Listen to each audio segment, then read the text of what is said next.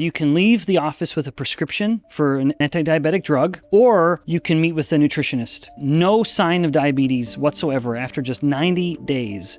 Let's kind of shift gears and talk about some solutions here, protocols to maybe enhance insulin sensitivity. People that are, we started this conversation talking about people who are a large population of people that are actually pre-diabetic. They might be, on their way to insulin resistance or already insulin resistant and not even really know it. What are some of the best strategies people can do now to really make a difference? And, dietary strategies, stress reduction, physical activity, but also how soon can they expect to see changes and what should they look at to see and monitor those changes? Yeah, well, in fact, I'll start with that last part of your question, which is how quickly can it turn around? We published a clinical report. So collaborating with a local clinic in Utah, we took 11 women with newly diagnosed type 2 diabetes, and their A1C was 8.9%, so very much diabetic range. And the physician, who's very much on board, had given these patients two options. And he said, you can leave the office with a prescription for an anti-diabetic drug, like metformin, or you can meet with a nutritionist and go through this lifestyle nutrition counseling. And in just 90 days, their A1C went down. The average A1C, the average was 8.9 and it went to 5.6. So no sign of diabetes whatsoever after just 90 days without a pill popped or a needle injected. So I have often taken that 90-day span as a very reasonable amount of time to reverse insulin resistance. Now, depending on the scope of the problem, it may take a little longer to get rid of all of the consequences of the insulin resistance, but I think 90 days is a very reasonable, justified timeline.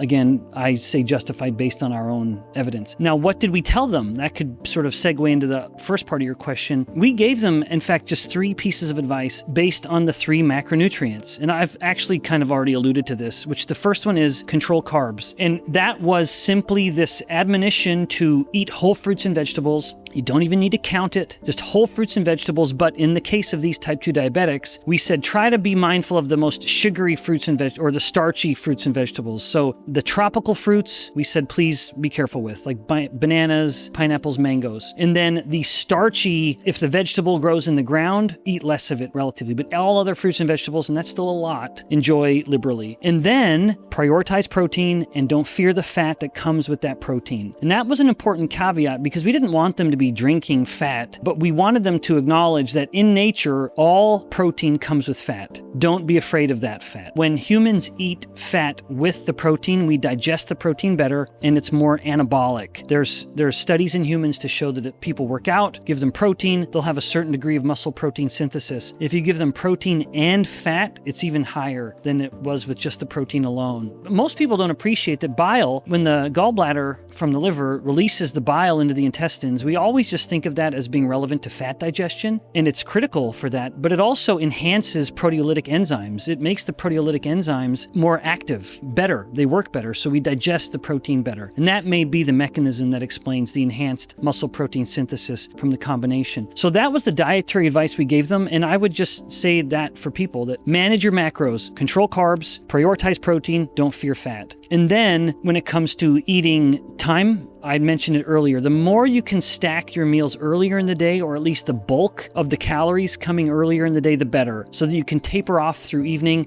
And by all means, or please don't eat within that 3 to 4 hour window before bed. As much as you can, don't eat. And then exercise. And my view on exercise, as much as we both are, I am an enormous advocate of exercise. I was a personal trainer back in the day during my master's degree, and I hated every minute of it. But I did it, and I appreciate the role of exercise. And I enjoy exercising every day. If people are wondering what's the best exercise, my somewhat pithy answer is the one you'll do. Just do something. If you can do the sort of higher intense strength training that we were talking about, then please do it. But if this is like some 80-year-old grandma who just likes walking around with her girlfriends, just walk around with your girlfriends. Keep doing that habit. Whatever exercise you can do and you're going to do, then just do it. But there is something to be said for timing it, where perhaps you can do your exercise session, if it is a walk around the block a few times with the gals, do that after your biggest meal. Where if you just do 10 to 15 minutes of physical activity after your biggest glucose glucose spiking meal, you will blunt that glucose excursion by half, if not even better. So what would have been a huge, big, long glucose spike and a commensurate insulin dose as well, you're going to cut that down substantially if you do time that little bit of physical activity. And maybe that would be one other comment. If that's not your main exercise, then have that kind of exercise snack where you had your big meal, maybe hopefully it was lunch, go on a 10 or 15 minute walk. Even those of us that, I'm a professor at a university, I can eat my lunch and still just go on a little walk around the campus. My building is so big that in bad weather, I can walk around my building, even like around the hallways. And so just find a way to get up and do something in little bits of activity throughout the day, but then still, as much as a person can, try to have that concentrated time of, all right, I'm working out right now and I'm going to sweat and I'm going to get tired from it. Yeah, I love the exercise snacks. I like to do body weight squats. That's something that I'll try to do after a meal, particularly when I'm on vacation and get the gelato that I never, ever eat unless I'm in Rome. Yeah, well, that's the place to do it. But okay, well, that's great. So many people ask about these supplements and, are there these supplements that can improve insulin sensitivity? So, you hear everything from magnesium to alpha lipoic acid to berberine, apple cider vinegar, and if there's any merit to that or taking it before a meal or is this just like dropping like a drop of water in the pool to try to fill the pool up? Yeah. Well, in fact, every one you just mentioned works, frankly. The one I like to talk about the most because the evidence is so compelling and it's so easy to get. So berberine is undoubtedly effective. No doubt it works. I love apple cider vinegar as a personal favorite. Maybe it's because of my old man palate where I like really tart things the older I'm getting. So I just love the taste when I dilute it in water or sparkling water. But apple cider vinegar, that's the shortest of all short chain fats, that acetic acid. And the short chain in the human diet, as much as we eat a lot of fat, most of it is from seed oils and soybean oil, but we lose out on the full spectrum of fats because we don't really eat a lot of fermented foods anymore. So we don't get the medium chain fats, and because we don't eat much fermented foods, we don't get any short chain fats for the most part. So short chain fatty acids, which is what apple cider vinegar is